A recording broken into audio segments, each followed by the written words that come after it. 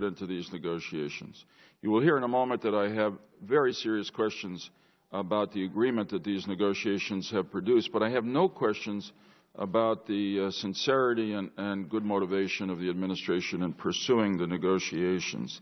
In the time I've had since the agreement was announced a few hours ago, and based on the framework agreement that came out in Lausanne in April, I have reached a conclusion, which is that there is much more risk for America and reward for Iran than should be in this agreement. It is not the good deal with Iran that we all wanted. Let me explain why I reached that conclusion based on what I know now.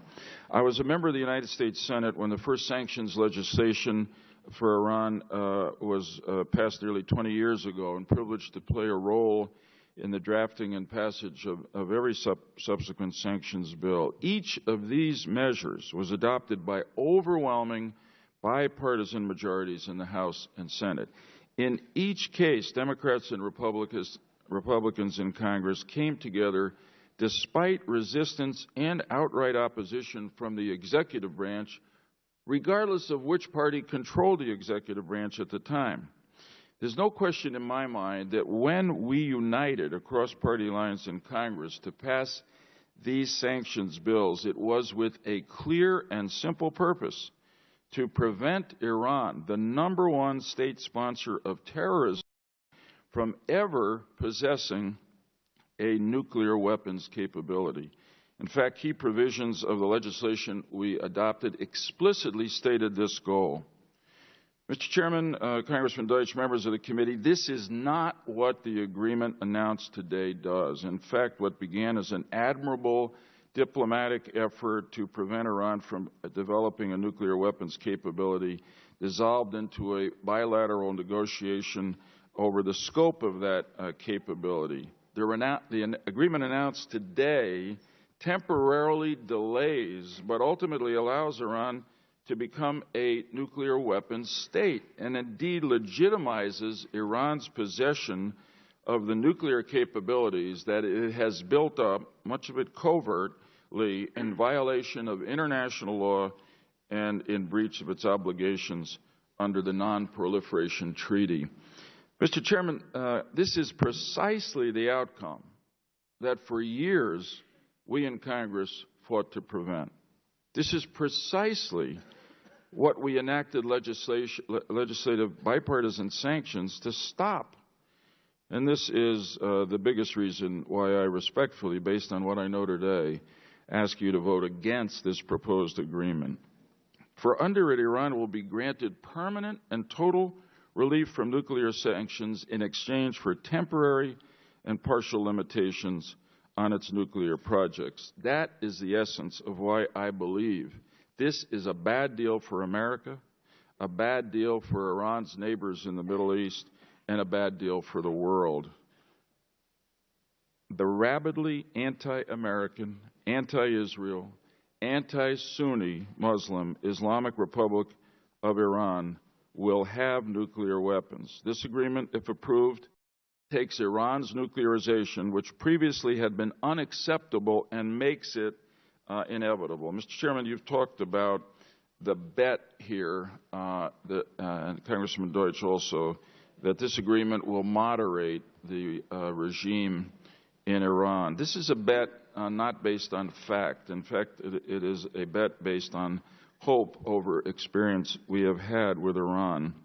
We've got to judge this country not just by what its representatives in the negotiation have said, but really more by what its government has done and is doing. In the months and years since negotiations began with Iran, while its foreign minister has been negotiating with the P5+1, and I might say charming the international media, the regime in Tehran has continued to build up its nuclear weapons capabilities, expand its support of radical proxies that threaten its Sunni Arab neighbors and Israel, improve its intercontinental ballistic missile capacity so its weapons one day reach Europe and the United States, and spew out the most vile and violent rhetoric toward America, Israel, Britain, and lately Saudi Arabia. The rhetoric would be bad enough, but the Iranian government has acted on that rhetoric, sponsoring repeated terrorist attacks that have killed Americans and Israelis, Arabs, Muslims, Christians, and Jews, from Argentina to Iraq, from Saudi Arabia to Syria, and a lot of places in between. You mentioned the rally, Mr. Chairman, in Tehran last week. I would only add that around the same time, the editor of the Tehran newspaper, Kayan, who is selected by Iran's supreme leader and is assumed to reflect his views, wrote that the United States, quote, which currently terrorizes humanity as the sole superpower, will one fine day cease to be visible on the map of the world, end quote. How can we have any confidence in an agreement made with such a government? The answer is it's hard in any case, but the only way we can have confidence is if the inspections and verification provisions of the agreement are airtight. And this is based on the history of Iran deceiving and delaying the International Atomic Energy Agency, claiming that its inspectors are spies and it's a tool of the United States, even though, as we all know, it's actually an agency of the United Nations. On first look, the inspections provisions in the agreement announced today fall far short, dangerously short, of the anywhere, anytime access that is needed to have confidence that this deal with the Iranian regime will actually be behaved. President Obama this morning used the term to describe the inspections, where necessary, when necessary. That's a long way from anywhere, anytime. The specific language of the agreement, which I've just gone over this morning, creates a process that can go on for at least 2 weeks of negotiation with Iran when the IAEA thinks it has reason to inspect something going on, and then has an appeal process to a higher board. This kind of, the IAEA, in other words, will have to negotiate with Iran to gain access for its inspectors, even though Iran has a consistent record of refusing timely and reliable access to international monitors in the past. Mr. Chairman, in summing up, distinguished members of the committee, in the days and weeks ahead, you will review this agreement in detail. You will hear different opinions about it and its implications.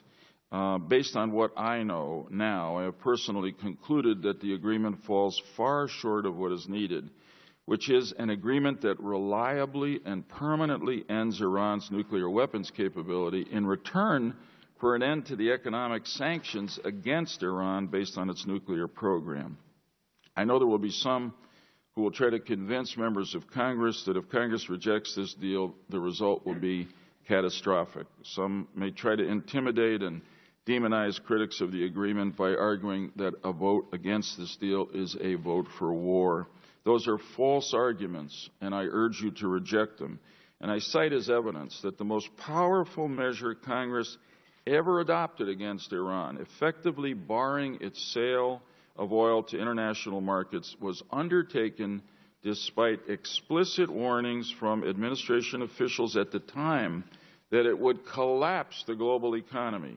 In fact, it opened the door to the diplomacy that previously had proven impossible. In today's context, rejecting this bad deal will not result in war or the collapse of diplomacy. It will give the administration a new opportunity to pursue a better deal. I will say, as a former member of Congress, I know how difficult the following weeks will be for you. You will be pushed and pulled by supporters and opponents of this agreement. All I can say, and you all know it already, in the end, the best you can do is decide in the privacy of your own conscience what you believe is best for the security of the American people, including, of course, your constituents. Because this is a decision you and we will live with for the rest of our lives. This is a vote whose consequences will reverberate in the lives of our children grandchildren, and beyond.